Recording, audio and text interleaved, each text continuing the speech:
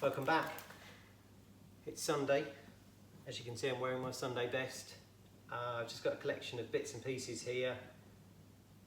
Some of them I've used before for different projects, and I'm just going to give you some pointers as to what to look for when you're buying parts for a project, whether it's a go-kart or whether you're going to build a small car like I have. So just go and look through some of these parts.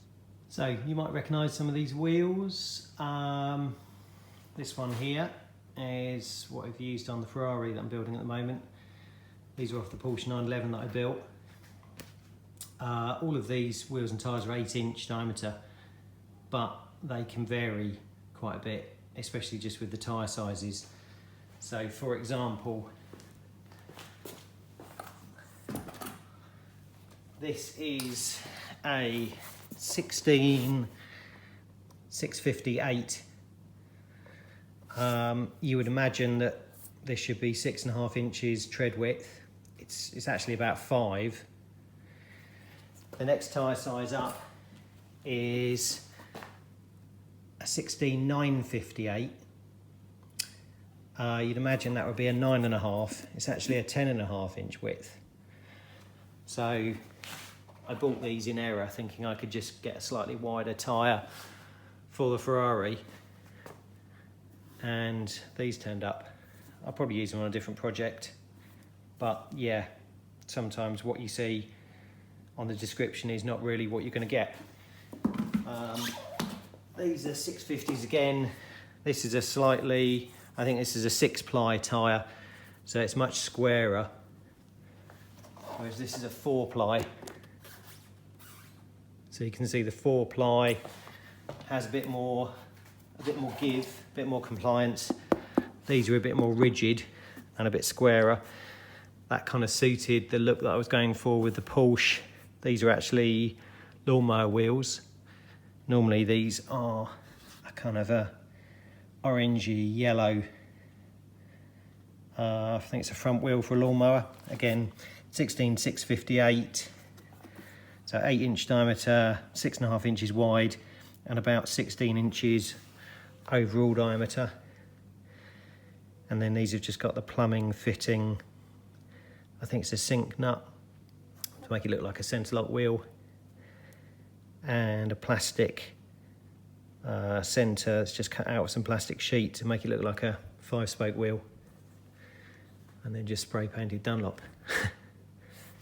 So just going back to the Ferrari tyre wheel combination, so a 16658 tyre.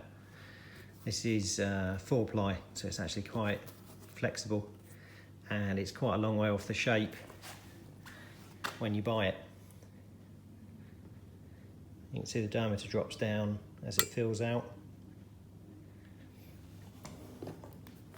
You can search for hay bob, turf tyre, agricultural tyre, windsurf buggy. They all use this type of tyre, whether it be a smooth, treaded, or just a ribbed design like this.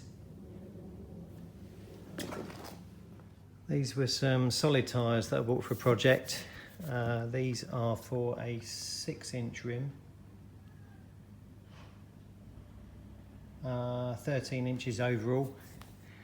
The idea with this is I was going to make a flat rim which would protrude more into the sidewall, make the tyre look like a low profile tyre, but still retain its shape because it's solid. The only problem with these is they're pretty heavy. This weighs about 6 kilos. These are for another project. These are 10-inch diameter monkey bike wheels. They sort of bolt together, give you a certain rim width. You can either use the deep dish one or the shallow dish one. I cut the centres out to make them spoked, and then I was going to use them with these. These are actually truck tyres. It's a really good sort of profile for a classic car. The only problem is they're super rigid. I think these are 12 ply, 10-inch tyre. It's quite light, but it's just way too rigid really. And then last of all, these are the 10-inch diameter, 8-inch wide quad bike wheels that I got. These were second hand on eBay. I think they're like £15 a pair or £10 a pair, which I'll be using for the rotary Mazda project. These will be painted black anyway, so you don't really get to see much of the wheel. And the tyres, again, these were listed as turf tyres. This is a 2010-10, which is, it looks like a racing tyre really, but it's just for a turf tyre for a lawnmower or something. That is about it for the wheels. Just realised I've got another wheel here, which is the wheel for the Bentley that I made. The spinners are actually made out of T-strainers. The wheels for a pit bike, it's a 2.5-10. They were originally chrome, but I just painted them the same colour as the car.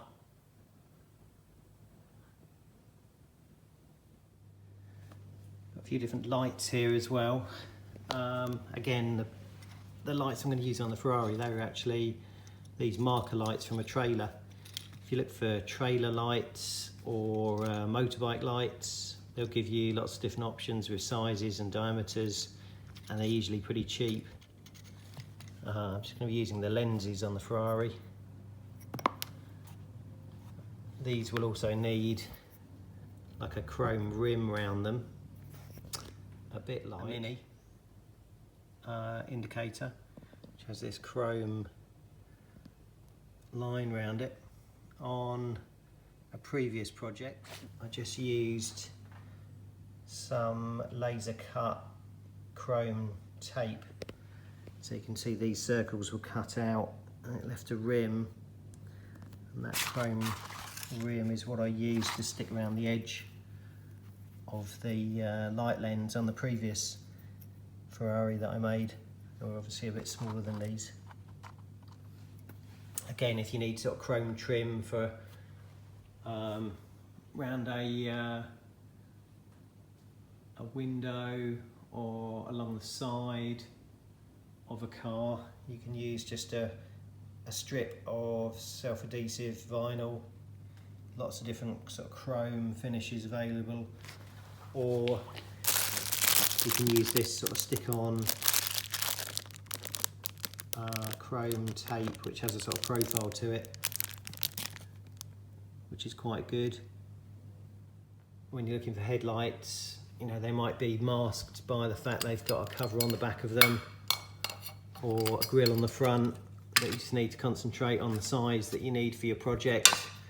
Chuck those bits away, so you're just left with the right sort of lens for your project. You might want clear lenses, or I specifically wanted a kind of fluted lens like this for the Ferrari because it's more sort of period looking. It's got some small square lights at the front, some spotlights. I've just got some clear side repeaters, which I need to cut a square hole on the front of the Ferrari to drop those in. You can use all sorts of things. Got some door catches here, which I use in the Ferrari. They're actually for a kitchen cabinet. They're sort of push and release, which you normally use on a classic mini glove box. I've got some aluminium hinges here, which I'll use for the doors. I was cutting those down slightly. These are really light, and I can obviously weld them to the door. Other things that I found, especially on eBay, these make really good seat belts. I've got these to put in the Porsche. I've actually got a turnbuckle release. I think they were listed as a camera belt. The fact that they're say belt, they've got that nice sort of release system. Makes them really good as a small sort of period look seat belt in a small car. Grills and things.